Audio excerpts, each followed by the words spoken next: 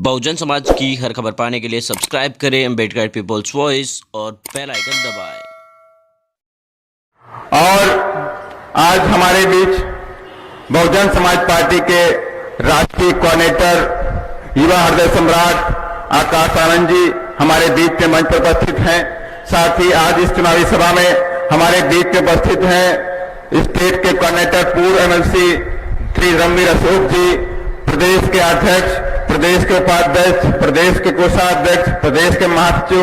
और साथ ही दूर दराज से आए हुए बहुजन समाज पार्टी के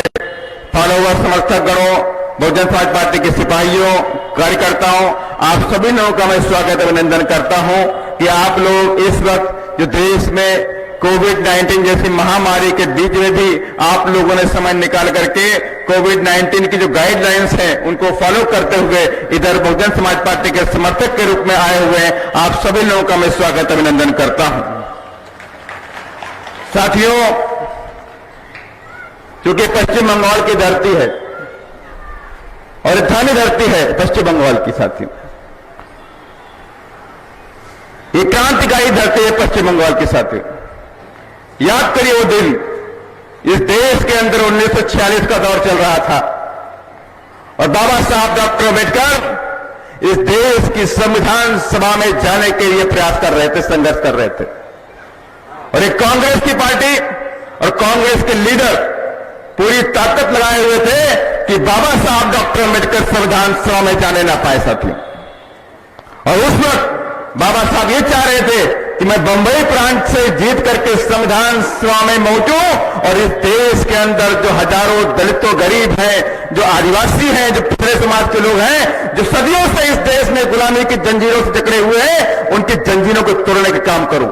लेकिन कांग्रेस जान नहीं थी और कांग्रेस ने पूरी ताकत लगा दी कि बाबा साहब डॉक्टर अम्बेडकर को हम बंबई प्रांत से संविधान सभा में भेजने नहीं देंगे, साथियों जाने नहीं देंगे।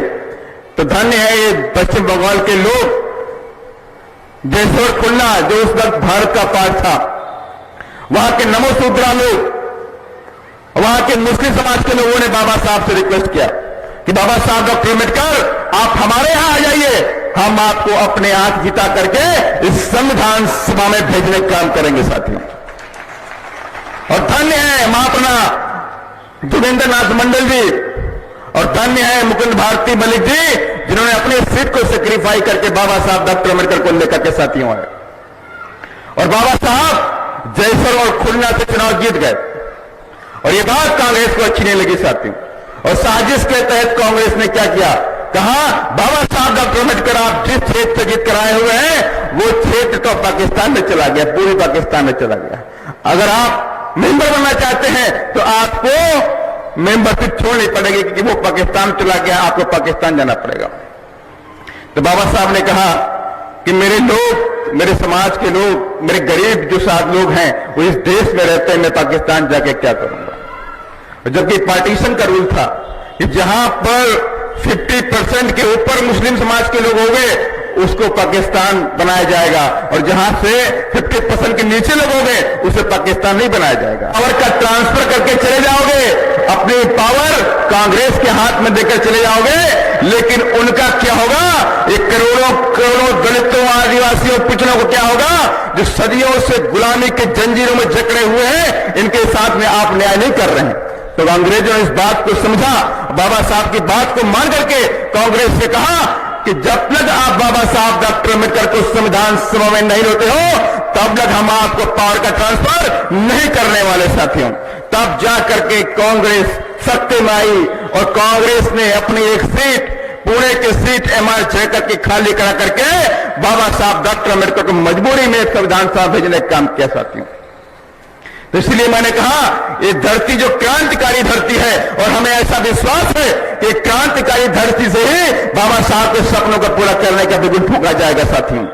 आप सब ने देखा है देश के अंदर जो बाबा साहब का जो सपना पूरा हुआ, उत्तर प्रदेश के अलावा किसी और प्रदेश के अंदर आज तक बाबा साहब का सपना नहीं पूरा हुआ। उत्तर प्रदेश में मारिया बहन जी ने उत्तर प्रदेश में 4 बार मुख्यमंत्री बनी, तो 4 मुख्यमंत्री बन करके बाबा साहब की विचारधारा पर चल के बाबा साहब के सपनों को पूरा किया। साथियों, लेकिन ऐसी आवश्यकता हमें हर प्रदेश के अंदर दिखाई पड़ती है कि हमारे बहुजन समाज के लोग, आपको जगना होगा और जग करके बाबा साहब की विचारधारा को देश के अंदर लागू करना पड़ेगा साथियों, तब जा करके बात बनने वाली है साथियों। और बाबा साहब का सपना क्या है? बाबा साहब का एक ही सपना है, the capture the temple of power for your emancipation. आप इस टेंपल ऑफ पावर पे कब्जा कर लो अपने उत्थान के लिए, और जिस दिन आपने इस टेंपल ऑफ पावर पे कब्जा कर लिया उसी दिन आपके जीवन के सारे सुख आ जाएंगे, सारे दुख खत्म हो जाएंगे साथियों। और इसके लिए रास्ता बना दिया बाबा साहब ने, इसके रास्ते भी बनाए बाबा साहब ने। और बाबा साहब ने कहा है, मेरे बच्चों इस बनाए हुए रास्ते पर चलो, आप इस देश के राजा बन जाएंगे। और रास्ते कौन से थे? बाबा साहब ने हमें उपदेश दिए हैं, इस शिक्षा को बाबा साहब की हम मान लें तो हम मानेंगे आप सच्चे फॉलोवर साथी हो। आज बाबा साहब के साथ साथ आज 11 अप्रैल साथियों है, और 11 अप्रैल के दिन महात्मा ज्योतिबा फूले के जन्म दिवस होता है, जिन्होंने आज हमें इस देश के अंदर शिक्षा का अधिकार दिया था। और आज से 3 दिन बाद बाबा साहब का जयंती साथियों, बाबा साहब का जन्म दिवस साथियों है, तो कम से कम इन दोनों महापुरुषों की जयंती के बीच में पश्चिम बंगाल के अंदर चुनाव होने वाले हैं और चल भी रहे हैं साथियों। तो मैं आप सबसे चाहता हूं कि बाबा साहब की प्रण लेकर के बाबा साहब के सपनों को पूरा करने का प्रयास आप करेंगे साथियों, पूरी ताकत के साथ में अपने बहुजन समाज पार्टी के प्रत्याशी को जिताने का काम करेंगे साथियों, तब तो जाकर ये बात बनने वाली है साथियों। वरना क्या होने वाला है आप सब जानते हैं कि यहां पर पश्चिम बंगाल के अंदर लंबे समय तक कांग्रेस ने राज किया, और उसके बाद यहां कम्युनिस्टों ने भी राज किया साथियों, और इधर 2 टर्म में शायद ममता दीदी भी राज कर रही है।